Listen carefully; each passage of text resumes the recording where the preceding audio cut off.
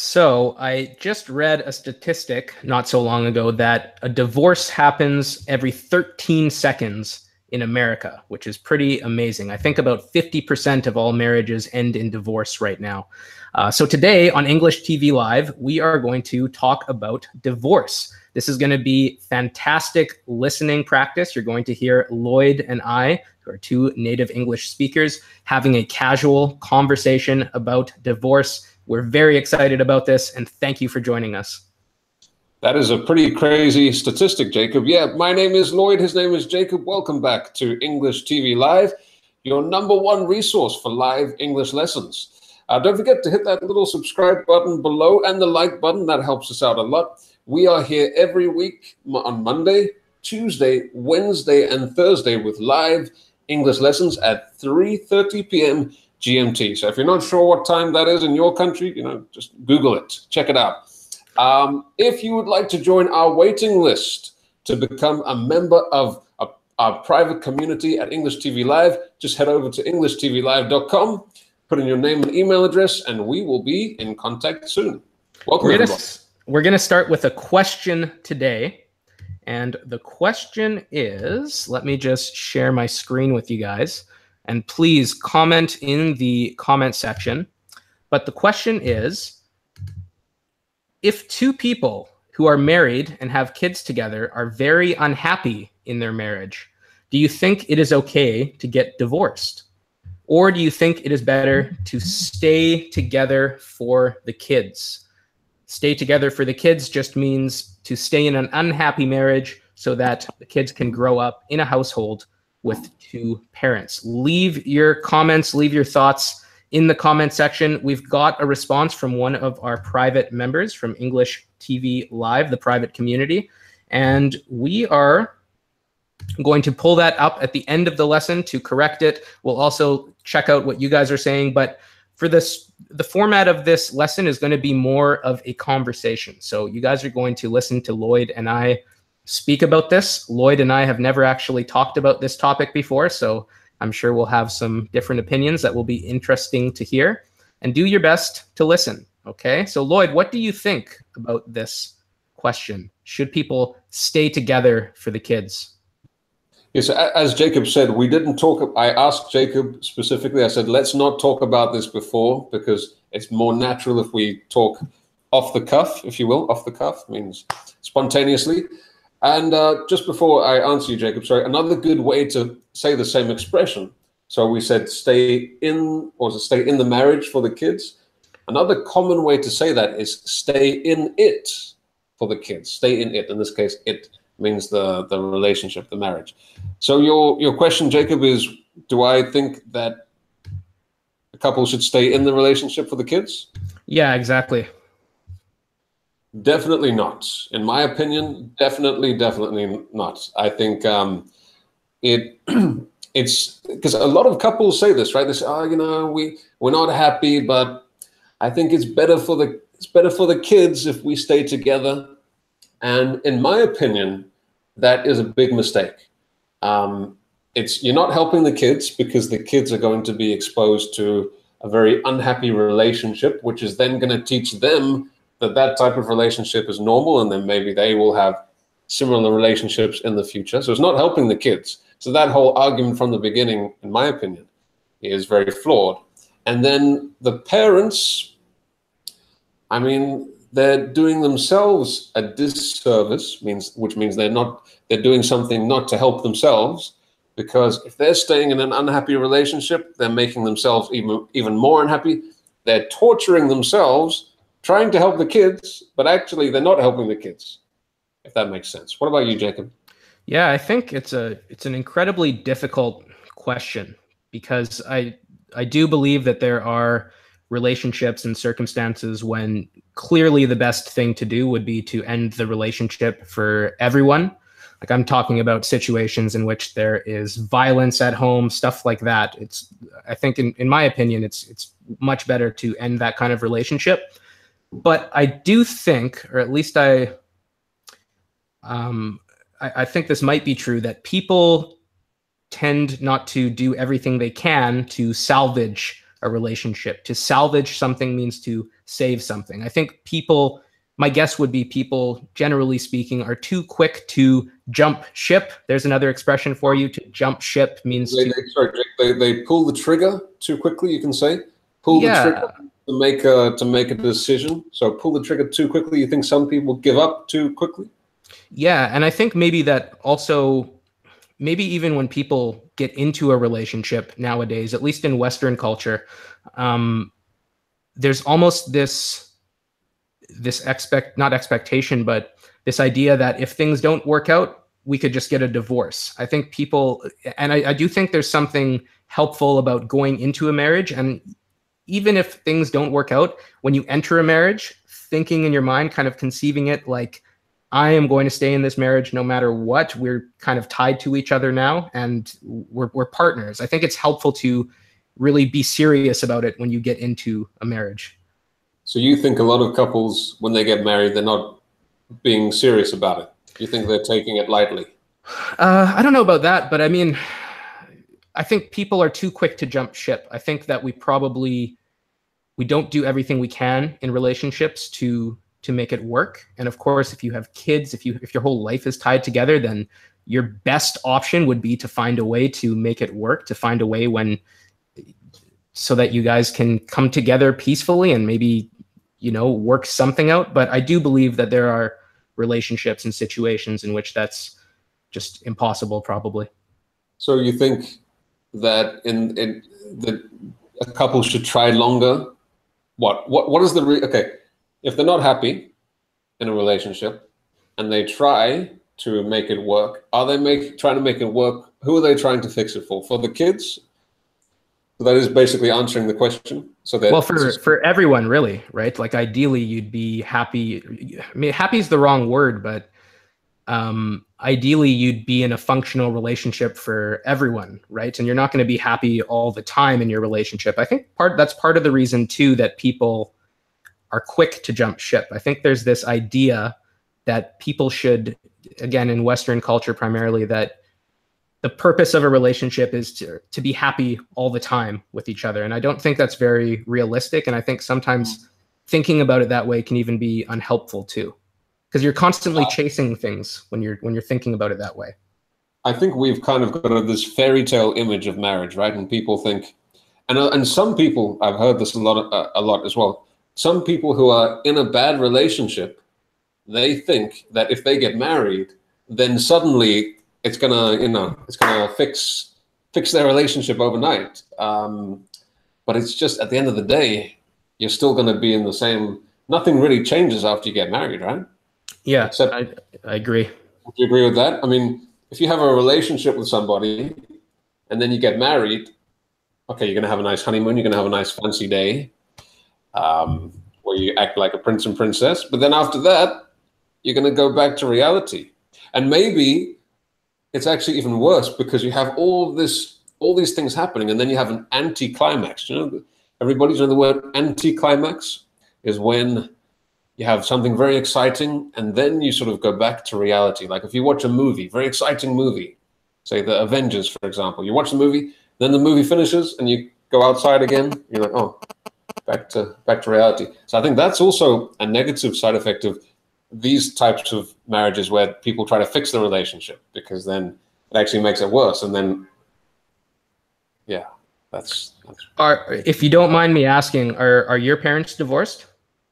There's no problem. So that's a good topic though, because for me, I don't mind. My parents, yes, my parents are divorced, and I'd be interested to know from the viewers if you feel comfortable or not talking about your parents, for example, because probably a lot of your parents are divorced. My parents are divorced, and that's like, I imagine for you, Jacob, it's comfortable for you to talk about as well. Yeah, I have no problem talking about it. This is something interesting too, just speaking about the general opinion regarding divorce. Like I remember when I was in elementary school, when I was very young, if someone in the class, if their parents were divorced, it was something that you didn't talk about. It was a very taboo topic.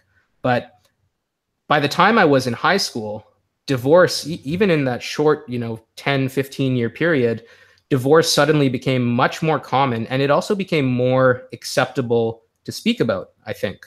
So 20 years ago, this was, I think it was still a very taboo topic, but it seems like more and more people are comfortable speaking about these kinds of things, which I think is a good thing. Yeah, definitely. Another way you could say that is that the stigma. So if you talk about when something has a bad image, you could say it has a stigma. So when something is attached to, it used to be the case before people are divorced, at least in my country, people are divorced, they have this bad image, bad reputation. You could say stigma, stigma. But these days, the stigma, I think, not totally, but the stigma has been removed a lot. So people feel more comfortable getting divorced, talking about it, and at least in England, where I'm from. I guess in Canada, it's a similar story. Yeah, it's the same over here. But let me ask you then, like personally growing up, I don't know when your parents got divorced, but how did you feel about it from being a kid at the time? Like, what was that like growing up? Well, I remember very clearly when my mother told me that she was going to they're getting divorced, and I was about 14, I think, at the time, 15, 14. And I knew that things were not good. Like, I talked to my mother a lot about this, and she often confided in me, is a good word, confide, to when you talk to somebody about your personal problems and things like that. Because I'm the big brother, so she, the oldest child, so she feels comfortable talking to me. And it wasn't, I was kind of expecting it in the back of my mind, but then when she said the word, words can be very powerful, right? And she sat me down and she said, "Lloyd, your husband," that would have been very strange. Your father and I are getting divorced. And I remember, yeah, I did start crying. I remember, even though it was expected, I remember I broke out crying at that moment. But then after that, then I sort of accepted it, and I realized that it was for the best. It was definitely for the best. In their case, they had grown apart. That's a very good expression for you as well. Grown apart. They're very different people. Different can be good, but they're too different. And definitely in the case of my parents, it was, I can't even imagine them still together now. So in their case, it was a very good decision for them to divorce. Of course, it's not the easiest thing, but in that case, definitely necessary. How about you? Yeah, well, I mean, my parents had, and we'll get to the comment section right after this, you guys. So we're going to come check out what you're saying. But my parents had a fairly tumultuous relationship, I would say. There's a advanced adjective for you. It just means kind of disorderly and chaotic. In many ways, they had a very dysfunctional relationship. Yeah, but they stayed together for almost the entire time. My dad passed away in 2010, and they were separated for a little while before that. But they stayed together throughout all of their problems. And it's strange because I remember at the time I was thinking to myself, I remember thinking as a kid, like I almost wished they got a divorce. But now that some time has passed and I'm a little bit older, and when I think back about the past and about their relationship, part of me is really happy that they stayed together and that they didn't separate. So I feel very conflicted about it. And I think it's a very difficult question to answer for both parents and in terms of what's best for the kid too. But I don't know, it's quite difficult. Isn't it kind of a little bit selfish on the child, not necessarily you, but the child's part, for the wanting the parents to stay together if they're really unhappy? I suppose, but I mean, you're the kid, right? What else is you're like the most important thing in the relationship at that point. Yeah, but then then comes the next chapter after that. So you have we should get to the comments in a second. But when the parents get divorced, and then probably they start dating somebody else, maybe marrying somebody else, and that's a whole other situation. Complicated. Let's get to the comments. See what's going on there. Yeah, why not? So hello, Junior. Hello, Tony, Hung, Patricia, Essa, Benjamin is watching too. Moji Braham, Tammy is here. Hello, everyone. Thank you so much for watching. Let's see.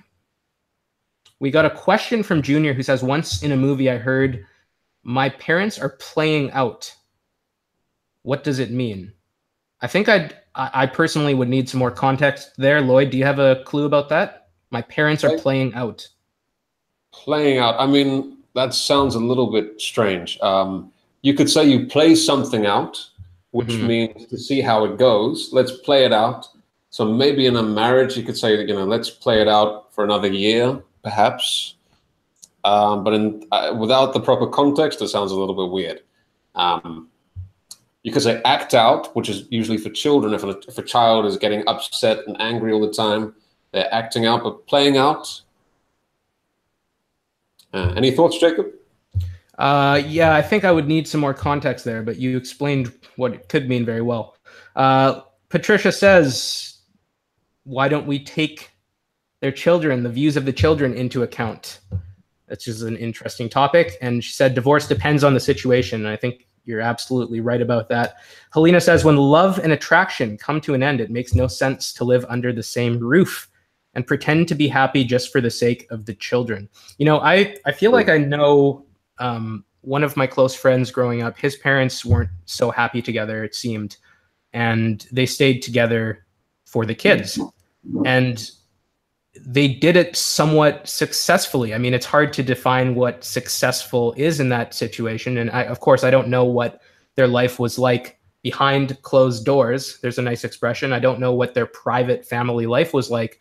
But from an outsider's perspective, from my perspective, they made it work, despite the fact that maybe love and romance were not at an all-time high. I don't know, but it's again, for me, a difficult thing a difficult position to take. What do you think, Lloyd?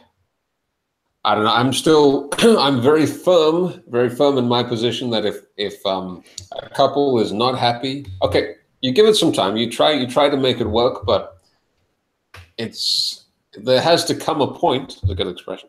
There has to come a moment when you recognize that it's beyond salvage. It's not going to be possible to fix it, and you need to go your separate ways for the sake of the kids. So I think it would be much healthier for the children if they see their parents in a loving relationship with, of course, it's not going to be easy at first, if you have a new mommy, a new daddy, stepmommy, stepdaddy, but I think ultimately that's the best way to go. Yes, and I'm sure we could sit here and talk about this for hours and hours, but why don't we switch to our answer from our English TV Live private member. Today, we asked this question, by the way, should people stay together for the kids? We asked this in our private group. Again, if you want to join the group, follow the link in the description. So, question of the day. This was Shazia's response. Shazia, thank you for answering, and thank you all of you in our live audience for participating in this discussion. Shazia says, I think if they stay together for the kids in an unhappy and unhealthy environment, it's rather bad for their kids. They remain disturbed psychologically, and it damages their personality, progress, and I think she means career here. They can develop a negative behavior, so it's better they get separated and try to grow them in a peaceful environment. So thank you again, Shazia. Thank you, Shazia. Very nice contribution there. Thank you.